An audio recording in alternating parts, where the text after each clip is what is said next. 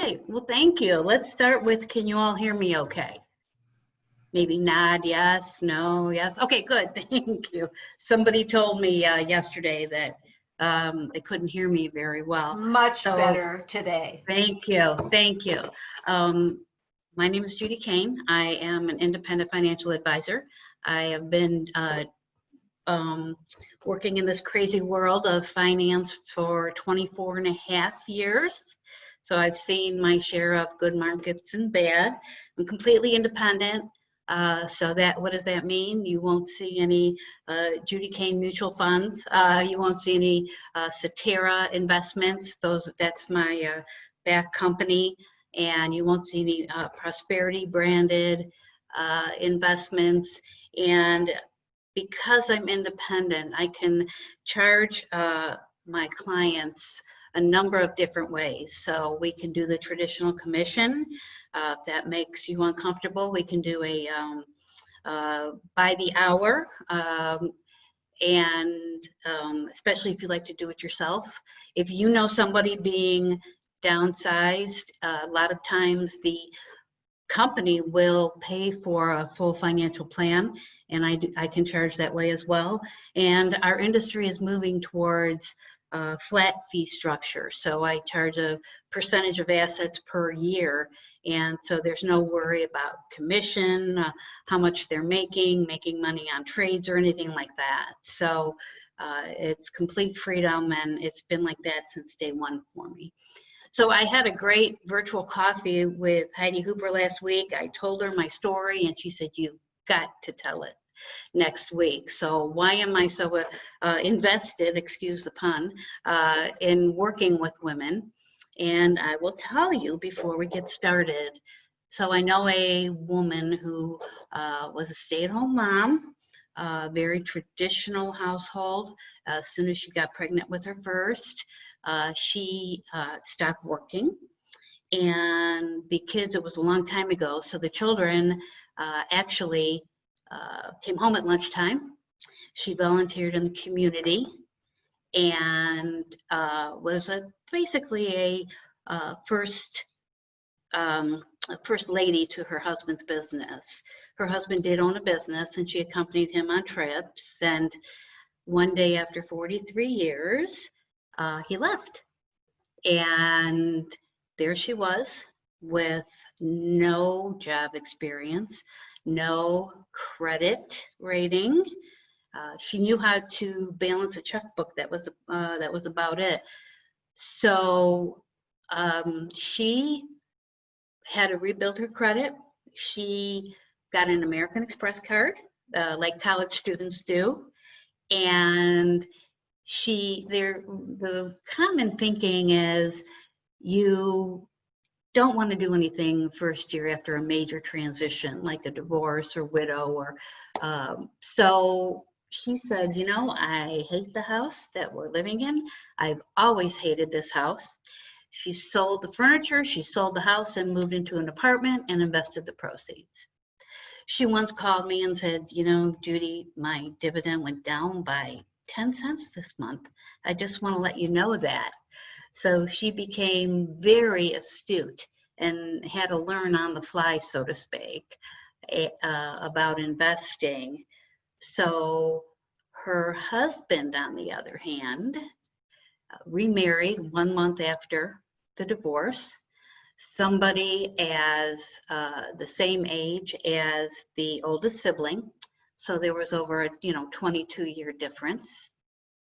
He had to, speaking of Gates Mills, he had to buy a big house in Gates Mills for the second wife, the jewelry and all the pluses.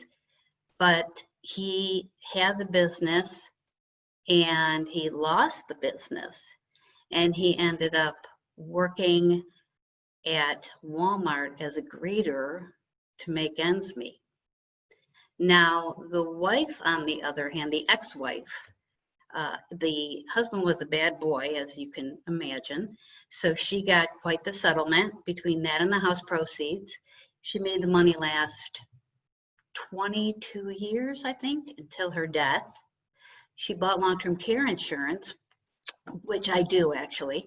And she bought it in 1989 when it was in its infancy. The industry was in its infancy, and that really supported her last year of life. So, ladies, this is a story of my mom and my dad.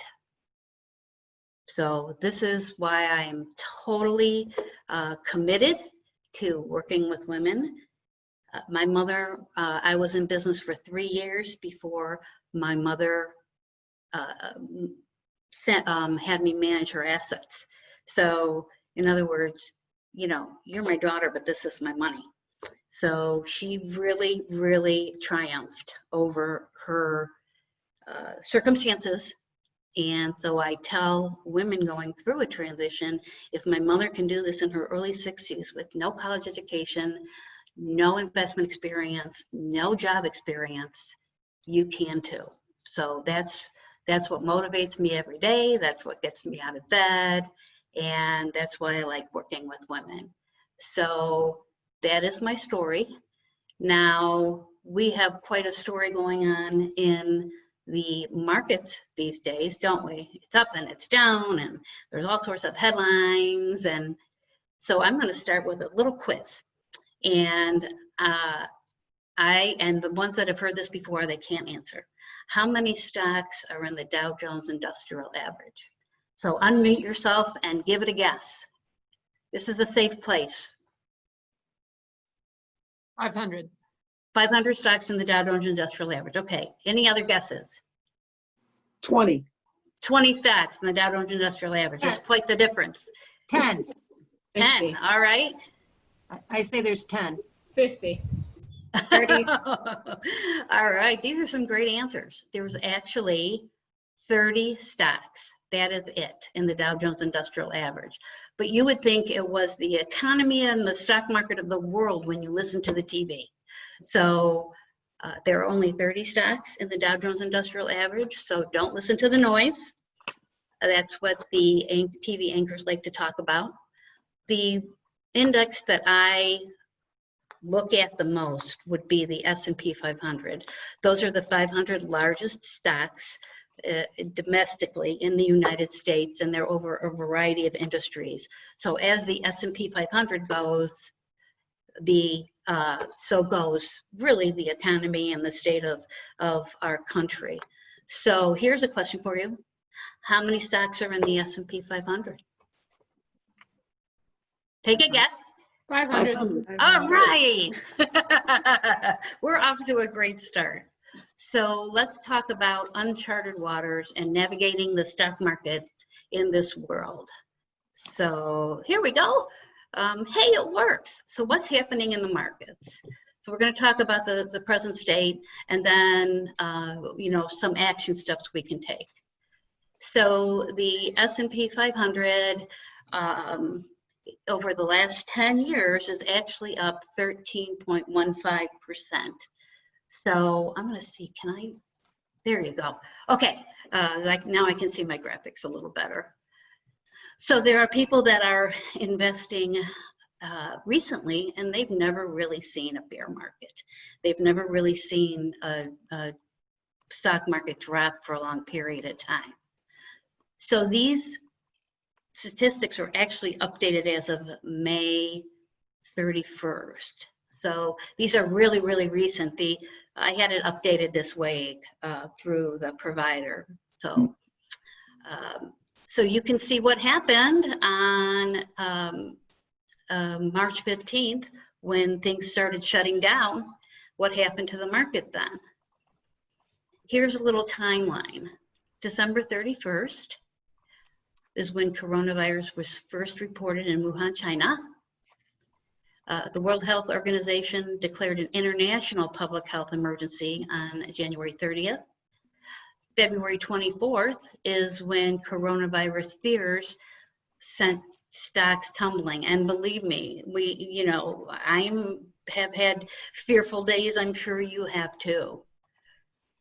So March 11th and 12th, the World Health Organization declared a pandemic. And look what happened into the Dow Jones Industrial Average and the S&P 500. it entered bear territory, which is a significant drop, generally a 20% drop or more from where it was at a market high. March 23rd to 25th, the Fed announced some support measures, and the UN issued a $2 billion global response plan. So what was that? That was helping some countries other than, the United States, like some African nations, sending over supplies and helping them cope with what is a worldwide epidemic. April 16th, now look at the order of this. This is really interesting. April 16th, Trump issues guidelines to start reopening the economy. But then on April 28th, the US cases were above 1 million. They're far above that now. And then May 13th, the United Nations said that the world economy will shrink by 3.2% this year. And May 15th, then the House passed the $3 trillion package. And I don't know if some of you have benefited from the CARES Act with some what they call PPP money. There's loans available as well. So it's interesting that he issued guidelines, and then the coronavirus relief package was passed. So then restrictions are eased in many companies, and that's when the issues with police brutality sparked fear of new outbreaks, the protests. Okay, so now that I've got you depressed, our agenda today is looking at the current shocks in perspective, what's going on in our heads, which is, I think, the coolest part of this talk, and living with volatility. So the current, if you look at the long history, this is 50 years of the S&P 500. So you can see that there are a lot of down periods. And I don't know, I'm sure all of you remember 2008, what the market collapse at that point. So you can see that when there are dips, there are big dips. But then you can see the blue writing in between, and that is the bull markets, where they certainly recover and go to market highs.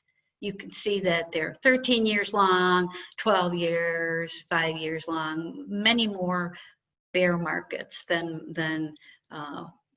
bull markets than bear markets. So you can see the average bull market is actually 7 years and 4 months, but the bear markets are actually 13 months. But doesn't it seem longer? So that is the statistics over the past 50 years. Okay, here's some more statistics. Hopefully your eyes aren't rolling in the back of your head with all these numbers, but it's good to look at perspective.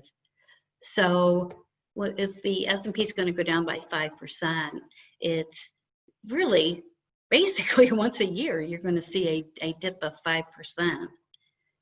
10% or more would be every 2 years, and 15% or more every 4 years.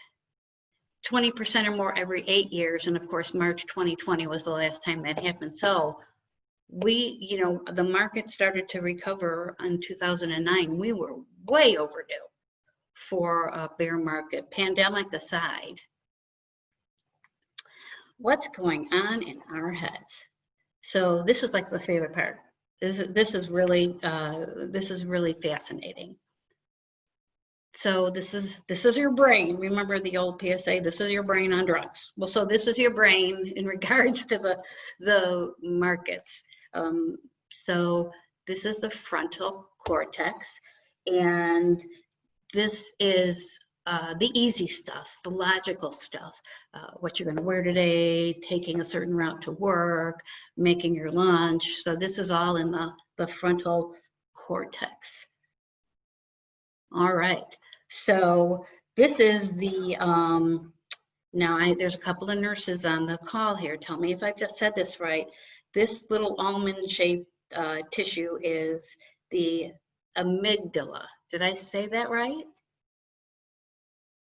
I can't see you guys, so you'll have to unmute yourself and. Yes, and- you are correct. Yes, yes, you're correct. Yay, I said it right. Okay, so this is the emotional part of the brain. This is, panic over the pandemic and panic over the market. And so this is definitely the emotional part of the brain. So how does this affect us? In everyday life, and specifically when we're saving for our retirement. So there is a concept called anchoring. And so let me see. I'm going to see if I can, see you. I can't see you right now. Yolanda, is there a way I can see? Oh, I got everybody, yay. Okay, so I need you guys to hopefully you have a pencil or pen and a piece of paper. I want you to write down 400. I want you to write down 400. So let's say Liz wants to go see her family in Israel, and she got a spectacular airfare for $400 to Israel. You have to unmute yourself. I couldn't hear you. Don't I wish? Yeah. So a week later, Liz comes back, and guess what? That fare is now $500. It's still a good fare, but she's a little ticked that she waited a week. Okay, so now, so go 400 to 500. Write down 500. Now, Heidi is going to take the first flight. You have to unmute yourself. Heidi, unmute yourself. Maybe she's talking on the phone to someone else. Heidi, unmute yourself. I'm picking on you. I'm picking you. She can't unmute. Heidi can't unmute. She doesn't. Oh, okay. So. Oh, all right. Okay. All right. So, so I'll have Heidi just nod yes or no. Heidi's going to take the first flight from her company across the country, and but they're going to give her a discounted rate. They do need to charge her. So Heidi's going to look at the fare, and it's going to be $600. Well, that's a little pricey. I don't know if I want to do that. It's a flight across the country, although it's in a small jet. A week later, Heidi comes back and her boss says, guess what? We can do it for $500. So she went from 600 to 500. Okay. Liz went from 400 to 500. So Heidi's happy, Liz is upset. It's the same fare. It's $500, but their perspective is totally different, right? That's anchoring. That is anchoring. That's the emotional part of your brain. So it's really an interesting concept. How does that relate? And the reason why I did that verbally is the company that redid the workshop skipped a slide. So that's why I'm skipping over that. Okay, so here is the S&P 500 versus an 8% annual return over 30 years. So now I'm going to get rid of you guys, sorry. So I can see the graphs. There we go. Okay, so over average annual return was 8%, and you ended up with 100,000 when you started with 10,000. But that's not the way the market goes, right? When I started in the industry, my financial planning software did the blue line. You know, how impractical is that? Markets don't behave that way. Markets behave like the green line. So anchoring, and you can see the anchor now. Anchoring is 1999. That's your new expectation because of the way that the market went up over those first 10 years. That's anchoring. So our expectations of the market were, say, 20% per year up until March of this year. So we need to take our emotions into account when we're working with investments. That is, that's the crux of it. That little almond-shaped thing in your brain is maybe causing you to make some emotional decisions about your retirement. Okay. Living with market volatility. This is another cool part. The first thing you need to do is you need to stay calm, and that's the most important concept. So stay calm and keep a long-term perspective. The markets, you know, long-term investing is not 3 months. It's 5 years, 10 years, and you need to keep, you know, your eye on the long-term goal. You need to tune out the noise. So if you check how often do you check your investments? I like to work with my clients on a quarterly basis, but let's say you don't want to hear from me except but once a year, and I have some clients like that. So most of the time you're going to see an 80% gain and a 20% loss. But look what happens if you're looking at your investments daily. You're going to be disappointed about half the time. So that's why you shouldn't look at investments that regularly, unless you can take it, unless you know you won't get emotional about it. So I like to work with clients between the monthly and the 1 year period. All right, so diversification matters. So number one, keep calm. Number two, diversification matters. This is the annual total return of key asset classes over the, 15-year period. So you can see if you invested in emerging market stocks. Now those are stocks, say Brazil, maybe some other companies in Latin America. They're typically companies that are growing fast, but the average annual income is still low of the population. But see what happens if you invested in emerging market stocks. Let's say you were going to do that in 2007, right? Well, look at 2008, you lost half of your investment. So that is why, let me go back.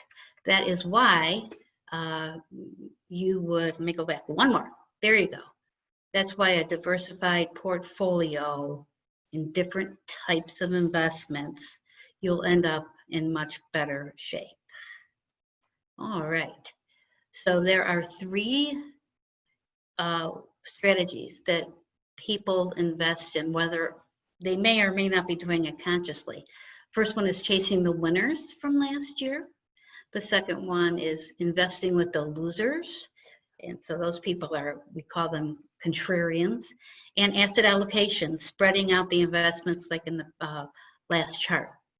So if you chase the winners and you invested in the best investments from last year, okay, so that would be 2019, and you invested on January 1st in all the winners, you would end up over 20 years, you'd end up an average annual return of 6.99. Now that's 6.99 per year. That's what they mean by average annual return. If you decided you were going to be really smart about it and invest in last year's losers, you're going to end up just slightly lower, right? But what if you were disciplined enough and you put yourself in different categories and stayed there, you rebalanced when it was maybe necessary, you had a planner helping you, you're going to end up much better. You're going to end up 7.57%. So that's why you diversify and work with the chart that you saw previously. Okay, it may be tempting to pull out of the stock market when it goes up and down, like it has been since March, but if you stay fully invested over a 20-year period, and again, this whole workshop is on the S&P. It's not on the Dow, which as you know are 30 stocks. It's not on anything overseas. It's mostly the country's industries. So if you say fully invested over a 20-year period, your average annual return would be 5.97. But I've actually had to fire a client over this. They missed the best 10 days. So they pulled out over 10 years, and they just missed 10 days, okay, that were good. Look what happened to their return. I had a client that stayed out in a good year and ended up with -2 or 3% average annual return. So if you miss the best 20 days, look at your annual return. You're actually down a little less than 1% every year. And if you miss the best 20 days, that's not a lot of days over 20 years. Look at your average annualized return was 2.93%. You need to stay invested in good times and in bad, and you'll end up being very happy. All right, this is a really cool. Last time I gave this, somebody said, this is my favorite chart. So if on March 16th, it was a bad market day. The return was 12% that day. So, but what happened if you stuck it out, right? The next day it was back up 6. March 12th was no picnic either. The next day it was up 9. You got back almost everything that you lost in one day. So we can go on and on. This is 2008. This is again in March. I'm getting a theme here. March. Let's see what else. 11/20/08. You gained almost everything back the next day. And 11/12/08. You did gain everything back the next day, and then some. So this is a good. Case for just staying invested and don't time the market. I learned a long time ago that if you want to time the market, you have to be right 80% of the time to break even. So I've had to turn people away because they like to time the market, and I don't do that. So I've much more disciplined approach. So here are the takeaways. History has shown that markets react to shocks in the short term, and they will reward people that are patient. Emotions affect the decision-making ability in times of market volatility, which is now. And the 3 strategies to live with would be to stay calm, to stay diversified, and remember what your strategy is. Remember if you're comfortable with a stock and bond mix of a certain percentage and you see the market going a little crazy, wait a while, then check the percentages and, maybe have your planner help you rebalance. So remember what your strategy is for your long-term goals. Okay, I think that is it. I'm gonna escape from my screen here and answer any, we're doing good for time. Okay, what questions do you have? I'll probably have the right answer, so